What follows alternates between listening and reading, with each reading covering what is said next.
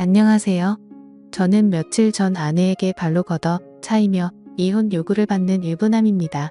그런데 억울하기도 하고 아니면 아내의 반응이 당연한 것 같기도 하고 답답한 마음의 욕을 왕창 먹을 각오로 사연을 보내봅니다. 제 이야기를 듣고 많은 조언 부탁드립니다. 아내와는 나이 차가 무려 8살 차이 납니다. 그래서 주변에서는 많이들 부러워했습니다. 물론 저 역시도 이쁘고 어린 아내이기에 너무 좋지만 때로는 무언가 공감할 수 없고 너무 어리고 해맞기만 한철없는 여동생 같기도 하였습니다.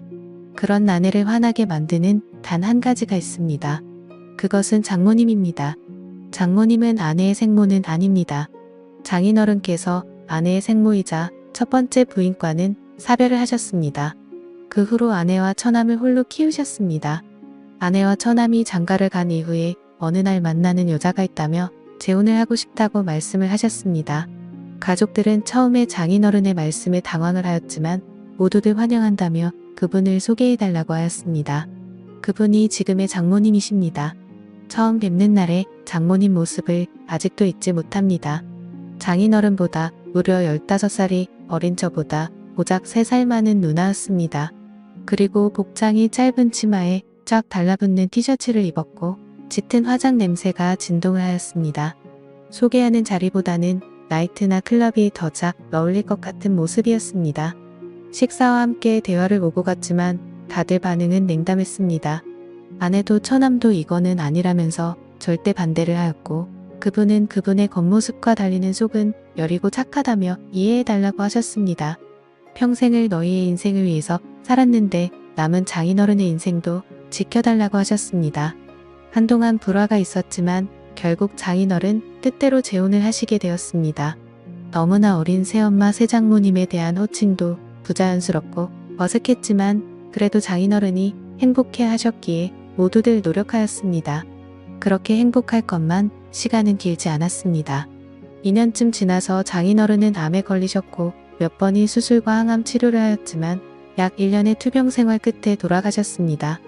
아내는 젊은 장모님이 장인어른의 나이나 건강 상태를 고려하지 않은 채 무리하게 여행도 다니고 밤늦게 데이트도 다니고 술도 같이 많이 마시면서 일찍 돌아가시게 된 거라며 원망하였습니다.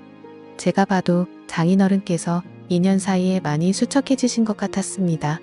그러니 아내는 더욱 장모님을 원망하였고 장인어른이 계실 때에도 가족들과 장모님 사이에는 분명 안 보이는 벽이 있었습니다. 결국 모든 가족들의 원망과 화살은 장모님께 쏠렸습니다. 장인어른은 이렇게 될 것을 미리 예상하셨던 것 같습니다.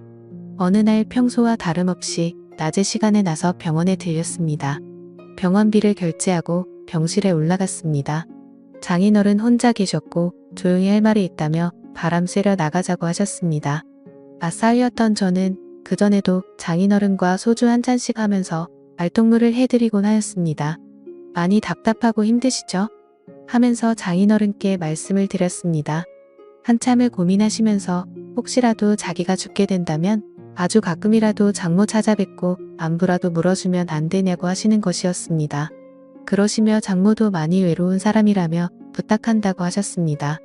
빨리 쾌차하셔서 집으로 가시면 장모님께도 더 잘해주고 처갓집에 더 자주 찾아뵙겠다고 하였습니다. 자네만 믿는다며 저한테 여러 번 부탁하셨습니다. 장례가 끝나고 어느 정도 시간이 지났을 때쯤 장모님께 전화를 드렸습니다. 집에 그냥 계신다고 하셨습니다.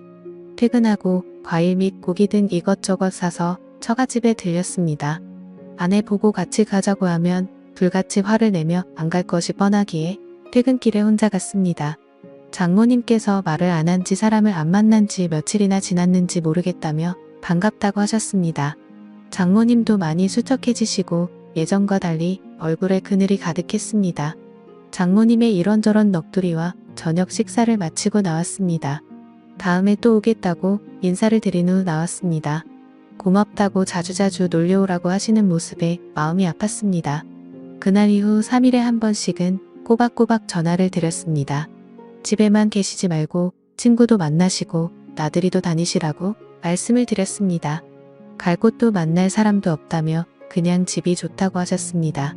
그래서 정말 외출하고 싶으신데 가실 곳이 없으시면 점심때 회사 근처로 오셔서 전화 달라고 하였습니다. 언제든지 나가서 맛있는 점심 싸드리겠다고 하였습니다. 그 후로 가끔 오셔서 점심도 같이 먹고 카페도 가서 대화도 하였습니다. 어느 날 아내가 이런 사실을 알게 되었고 저한테 불같이 화를 내었습니다. 그래서 장인어른 부탁부터 있었던 사실을 전부 이야기해 주었습니다. 아내는 장인어른의 부탁을 무시하지 않고 들어준 것은 고맙지만 앞으로 장모님과 개인적인 연락은 하지 않았으면 좋겠다고 하였습니다. 그리고서는 장모님께 전화해서 더 이상 자기의 새엄마도 저의 장모도 아니니 연락하지 말라고 하였습니다. 이 사실은 처남에게도 알렸습니다. 처남도 아내에게 그 정도까지는 할 필요 있냐며 심한 거 아니냐고 하였지만 아내는 확고했습니다. 그렇게 한두 달 지났을 때 장모님께 연락이 왔습니다. 그래도 가끔은 제가 연락을 줄 거라고 생각했는데 한 번도 안 와서 서운했다며 시간 될 때 처가 집에 놀려오라는 것이었습니다. 집에 이것저것 고장나고 교체해야 될 것은 많은데 할 줄도 모른다며 도와달라는 것이었습니다. 그래서 이번 주말에 한번 찾아뵙겠다고 말씀을 드렸습니다. 아내에게는 주말에 회사 상무님들이랑 골프 약속이 있다고 거짓말을 하고 처가 집으로 갔습니다. 장모님께는 반갑게 맞이해 주셨습니다. 수도 전부 벽지 보수 문고리 등등 수리 및 교체를 하였습니다. 그 집도 아내가 어릴 때부터 살던 집이다 보니 이래저래 오래돼서 고장난 것들이 많았습니다. 점심때가 훌쩍 지나서야 모든 것이 끝났고 늦은 점심을 먹게 되었습니다. 장모님께서는 고생 많았다며 맛있는 음식과 막걸리를 주셨습니다. 한 잔 두 잔 주시는 대로 마시다 보니 조금 취하게 되었고 소파에 쉬다가 잠이 들었습니다. 한참을 자다가 깨어보니 시간은 많이 늦었고 아내에게 술자리가 길어졌고 상무님 집으로 다 같이 2차로 가게 되었다며 내일 들어갈 것 같다고 문자를 남겼습니다. 그러고는 다시 거실 소파에서 잠을 잤습니다. 잠을 자고 있는데 무언가 소리가 들렸고 장모님 혼자서 술을 드시고 계셨습니다. 저도 옆에 앉아 한두 잔 거들면서 장모님 말씀을 들었고 결국 만취하게 되었습니다. 그런데 그날 사고가 터지고야 말았죠. 술을 너무 많이 마신 탓인지 벌어지면 안 될 일이 벌어지고 말았던 거였죠. 다음날 아침에 눈을 뜨자마자 머리가 깨질 듯이 아팠지만 주마등처럼 모든 기억이 되살아나서 환장할 것 같더라고요. 그래서 서둘러 집으로 돌아갔고 마음이 너무 무거웠습니다. 그랬던 제 표정을 읽었다는 듯 아내는 무슨 일 있냐고 계속 물었고 아무 일도 없다며 대충 얼버무리고 말았습니다. 그 사건 이후 장모님은 그냥 즐기면 되는 거라고 하시면서 더 노골적으로 만남을 요구하셨습니다. 계속 거절을 하였지만 회사까지 찾아오셨습니다. 몇 번이고 다음에 찾아뵙겠다며 택시를 태워서 보내드렸지만 또 오셨습니다. 결국 장모님의 성화에 모시겨 가끔씩 장모님 댁을 가게 되었고 그렇게 몰래 만남을 가지게 되었습니다. 하지만 꼬리가 길면 잡히듯 아내가 어떻게 알았는지 모르겠지만 어찌됐든 모든 사실을 다 알게 되었던 거죠. 아내는 제가 처가 집에 있을 때 벌컥 들어왔고 장모와 머리채를 잡고 싸웠습니다. 제가 힘겹게 그 둘을 떼어놓고 아내를 차에 태워서 저희 집으로 왔습니다. 오는 길에 장모와 아내는 전화로 싸웠고 그 와중에 장모의 이야기를 듣게 되었습니다. 아내의 태도가 너무 마음에 안 들어서 일부러 꼬신 거라며 약 올리더라고요. 그러더니 아내 보고 남편 관리나 잘하라는 것이었습니다. 그렇게 집에 오자마자 아내는 제게 온갖 욕을 하면서 이혼하자며 집에서 나가라고 하였습니다. 그렇게 집에서 쫓겨나서 회사 근처 고시원에서 생활한 지 2주 되었습니다. 한 번의 실수에서 멈추지 못한 점과 계속되는 만남의 요구를 거절하지 못한 점, 아내의 신뢰와 믿음 저버린 점 등 제 잘못이 많은 것을 잘 알고 있습니다. 하지만 장모님의 그런 악의적인 의도로 벌어진 일들이라는 것이 억울하기도 합니다.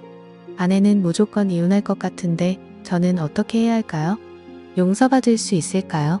오늘의 사연은 여기까지입니다. 구독과 좋아요 알림 설정 부탁드립니다. 긴 글을 읽어주셔서 감사합니다.